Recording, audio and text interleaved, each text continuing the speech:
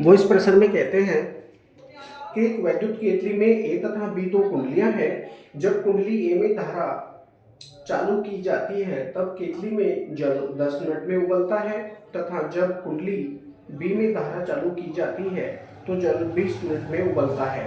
यदि कुंडलियों को नंबर 1 श्रेणी क्रम में तथा सेकेंड समांतर क्रम में जोड़कर धारा चालू की जाए तो प्रत्येक दशा में जल को उबलने में लगने वाले समयों की गणना कीजिए।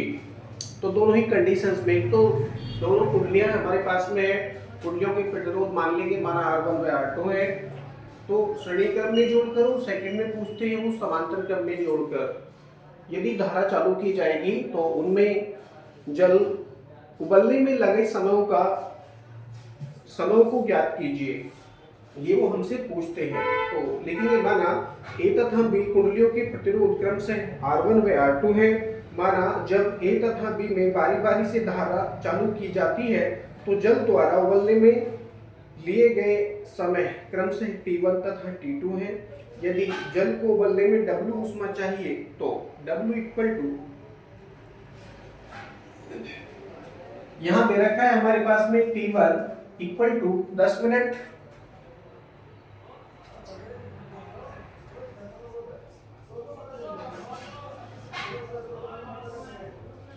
और T2 इक्वल टू दे रखा है इन्होंने 30 मिनट।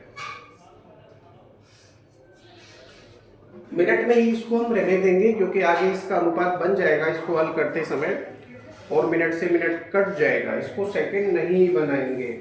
अब जल को उबलने में W ऊष्मा चाहिए, मान लीजिए अब उबलते हुए जल का जो तापमान होता है वो 100 डिग्री सेल्सियस होता है, तो कुंडली A तथा B दोनों के लिए यह तापमान 100 डिग्री सेल्सियस होना चाहिए। तो लिखेंगे पहली कुंडली के लिए W1 equal to W1 equal to V square T बटे R1 तथा ऐसे ही हम कर लेंगे W2 equal to V square T2 बटे R2। ये सूत्र है हमारे पास में, इन सूत्रों का प्रयोग करते हुए इसको हल करने का प्रयास करेंगे। V क्या है यहाँ पर? V मेंस सप्लाई का वोल्टेज है, ये तो बिल्कुल बराबर ही होगा। अब क्योंकि उबलने में लगे जल को उबलने में W ऊष्मा चाहिए तो मैंने इसको W1 और W2 करके दर्शाया है। उबलते हुए जल का तापमान 100 डिग्री सेल्सियस होना चाहिए, है ना, 100 डिग्री सेल्सियस। तो हमको इतनी ऊष्मा चाहिए दोनों कुंडलियों से कि जल का तापमान 100 डिग्री सेल्सियस या इससे भी ज्यादा हो जाए। तो प्रत्येक कंडीशन में हमको बराबर ही ऊष्मा चाहिए, बराबर ही ऊष्मा चाहिए। अतः इससे क्या सिद्ध होगा? W equal to W1 equal to W2, value रखेंगे यहाँ पर W1 के नीचे W1 की, W2 के नीचे W2 की वैल्यू। हमारे पास में है V स्क्वायर T1 बटे R1, ऐसे यहाँ पर हो जाएगा V स्क्वायर T2 बटे R2। कुछ कटेगा, यहाँ कटेगा V से V क्योंकि बिल्कुल बराबर है, बराबर में है। बचा हमारे पास में T1 upon R1 equal to T2 बटे R2। यहाँ से हम क्या निकाल सकते हैं? R1 अपॉन R2 की वैल्यू हम यहाँ से फाइंड कर सकते हैं। R1 upon R2 equal to क्या बनेगा हमारे पास में? R1 का गुणा हो रहा है T2 से, तो T2 कर दिया, और R2 का गुणा हो रहा है T1 से, तो हमने T1 कर दिया, तो हो जाएगा T1 upon T2, T1 upon T2। R2 का गुणा T1 से, R2 का गुणा T1 से, वेरी गुड। और R1 का गुणा हो रहा है T2 से, R1 का गुणा T2 से, वेरी गुड। अब हम यहाँ पर वैल्यू रखेंगे, वैल्यू रखेंगे तो क्या प्राप्त होगा? T1 और T2 दोनों की वैल्यू हमारे पास में है R1 upon R2 equal to हो जाएगा हमारे पास में T1 की वैल्यू है हमारे पास में 10 मिनट बटे, और T2 की वैल्यू हमारे पास में है 30 मिनट। मिनट से मिनट कट जाएगा जीरो से जीरो कट जाएगा, केवल 3 बचेगा, यानी R2 इक्वल टू हो जाएगा हमारे पास, यदि हम R2 की वैल्यू फाइंड करेंगे 3R1, 3R1 ये हमको प्राप्त होगा।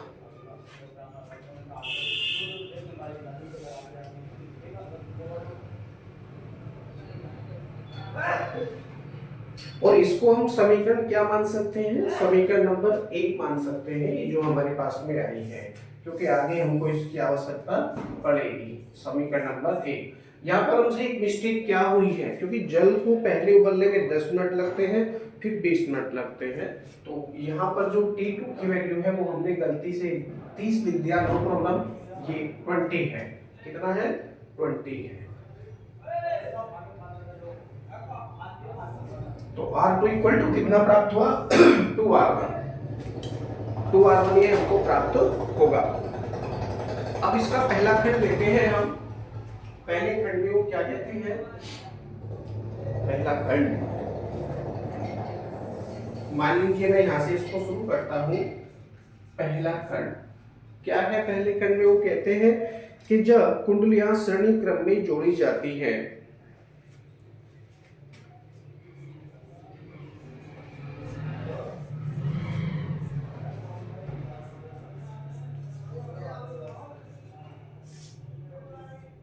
कुंडलियां श्रेणी क्रम में जोड़ी जाती हैं तो तुल्य प्रतिरोध,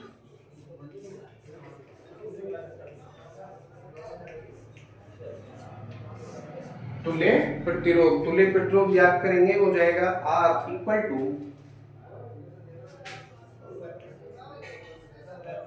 R1 प्लस R2। यहाँ पर R1 और R2 हमने माने हैं, पहली कुंडली का प्रतिरोध R1, दूसरी कुंडली का प्रतिरोध R2 हमने माना है। दोनों कुंडलियों को जब श्रेणी क्रम में जोड़ा जाएगा तो उनका तुल्य प्रतिरोध हो जाएगा R equal to R1 plus R2। अब R2 की वैल्यू हमने फाइंड कर ली है, कितनी है? R2 equal to 2R1, R2 equal to 2R1 हमने प्राप्त कर लिया। ये वैल्यू हम वहां रखेंगे तो क्या प्राप्त होगा, जरा देखते हैं। R equal to R1 plus 2R1, दो ये है, एक ये है, कितना हो जाएगा? 3 हो जाएगा। R इक्वल टू कितना? 3R1। R equal to 3R1 ये हमको तुल्य प्रतिरोध दोनों कुंडलियों का प्राप्त हो चुका है। अब समीकरण 1 का हम प्रयोग करेंगे यहाँ पर, क्योंकि हमसे समय पूछा है जब दोनों कुंडलियां श्रेणी क्रम में जोड़ी जाती हैं तो जल को कितना उबलने में कितना समय लगेगा। तो मान लेंगे, माना जल को उबलने में अब T समय लगता है, तो लिखेंगे माना अब जल को उबलने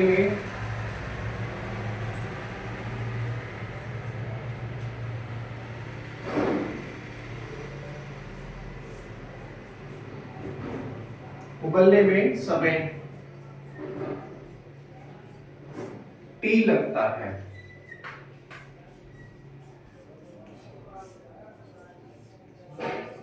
तब समीकरण 1 से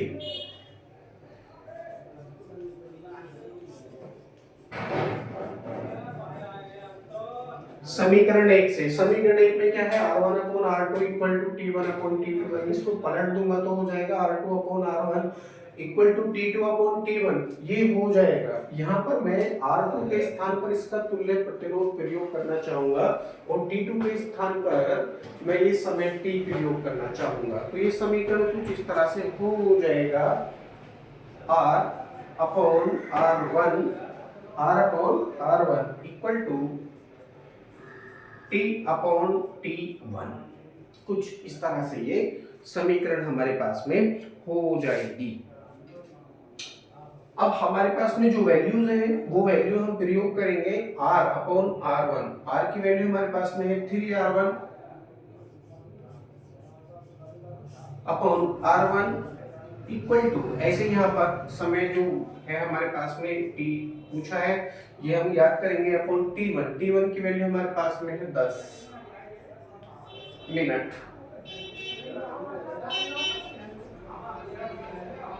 10 मिनट। R1 से R1 कटेगा और तीसरी गुणा हो रही है तो t की वैल्यू कितनी प्राप्त हो जाएगी हमको, t इक्वल टू 10 या 30।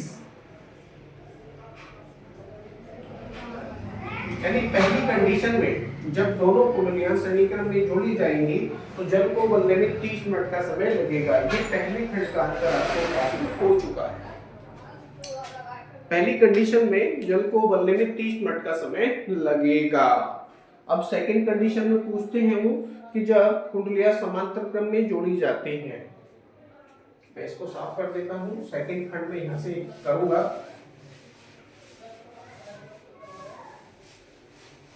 मैं पूरा ही साफ कर देता हूं, नो प्रॉब्लम, क्योंकि सब चीजें हमारे पास में ऑलरेडी है। सेकेंड क्वेश्चन मैं यहां से कर देता हूं। जब कुंडलियां पहले श्रेणी क्रम में थी, अब समांतर क्रम में है। कुंडलियां समांतर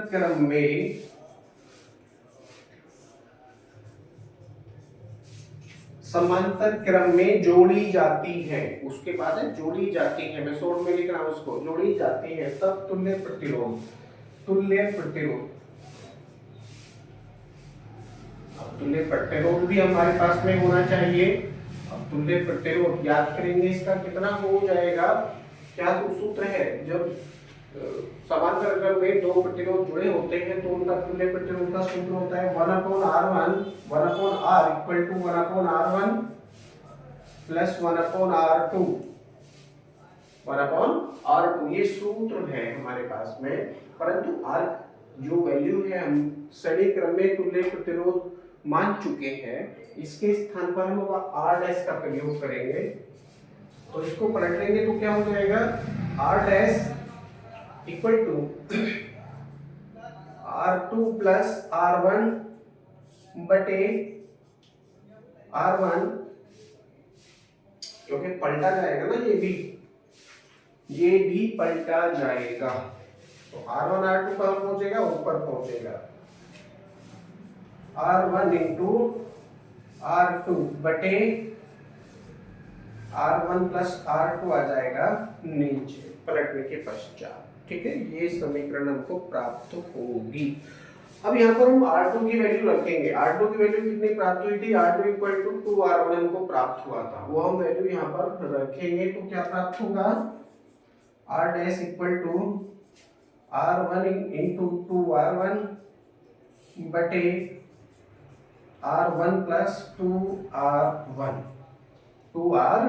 अब देखिए R1 से R1 का गुणा हो रहा है, चाहे तो आप इसको ऐसे ही रहने दो, चाहे तो गुणा करके आप स्क्वायर भी लगा सकते हैं, नो प्रॉब्लम। मैं इसको ऐसे ही रहने देता हूं क्योंकि R1 प्लस 2R1 नीचे है, ये कितना हो जाएगा नीचे, 3R1 हो जाएगा और एक R1 से ऊपर वाला R1 कट जाएगा, तो मैं इसको ऐसे ही रहने देता हूं। हो जाएगा R dash equal to R1 into 2R1 बटे 3R1। अब एक R1 से ये R1 कट जाएगा, जो बचेगा मैं उसको लिखूंगा, 2/3R1 बचेगा।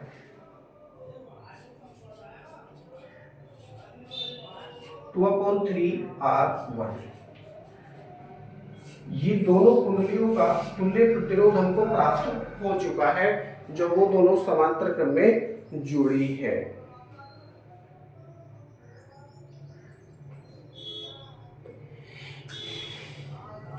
अब यदि जल को उबलने में समय t डैश लगता है, जैसे वही लिखेंगे कि माना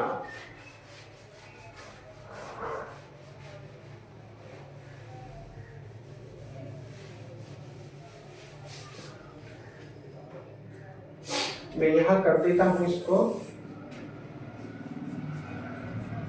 माना अब जल को उबलने में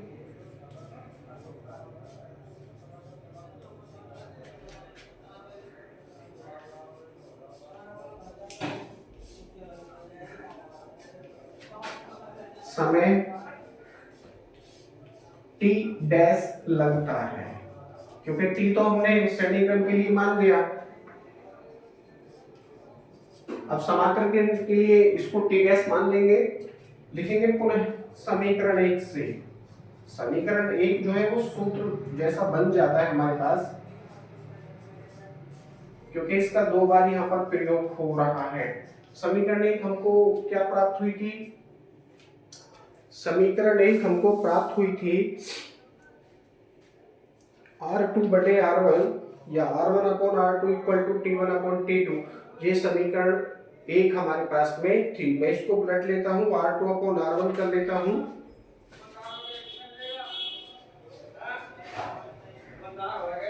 यह हो जाएगा T2 बटे T1। अब देखिए R1 क्या प्रारंभिक प्रतिरोध, R2 दूसरा प्रतिरोध है, तो R2 के स्थान पर मैं इन दोनों का तुल्य प्रतिरोध प्रयोग करना चाहता हूँ।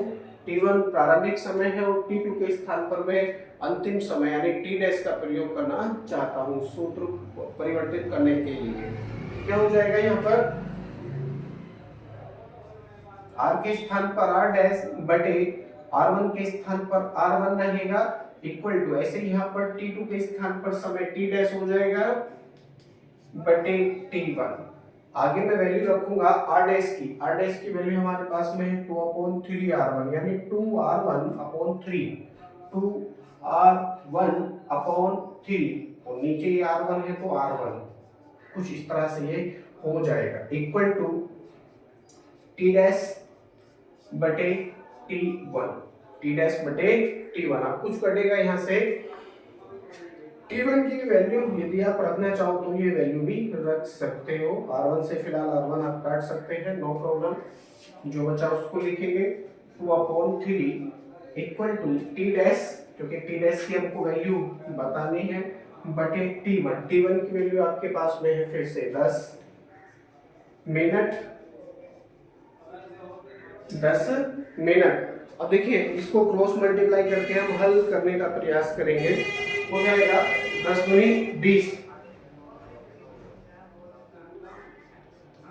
T डैश इक्वल टू 10 दूनी 20 बटे 3 मिनट, 20 बटे 3 मिनट ये हमको प्राप्त हो जाएगा।